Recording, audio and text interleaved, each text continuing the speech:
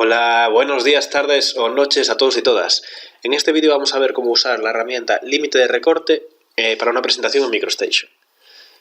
Tengo este dibujo que quiero representar en 1:4 y si lo veis os enseño la presentación, me cambio de modelo, presentación y me queda tal que así, ¿vale? Entonces, para que solo se muestre el dibujo dentro de este recuadro, que no se muestre encima del cajetín dibujo, ni en los bordes, ni fuera del propio A4, pues usaremos límite de recorte.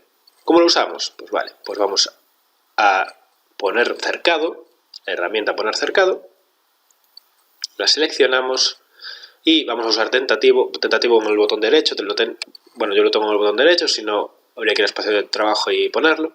Con tentativo me busca el punto, selecciono ese punto, con el tentativo busco el punto, ahí lo selecciono y ese es el cercado que estoy poniendo es donde quiero que me dibuje.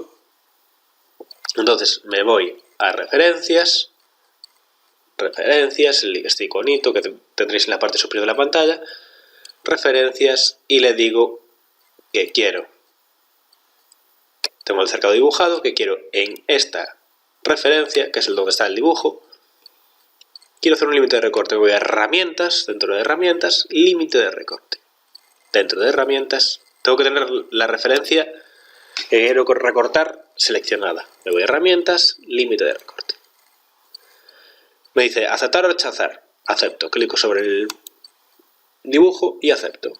Cierro referencias y veis cómo me recortó exactamente por donde quería.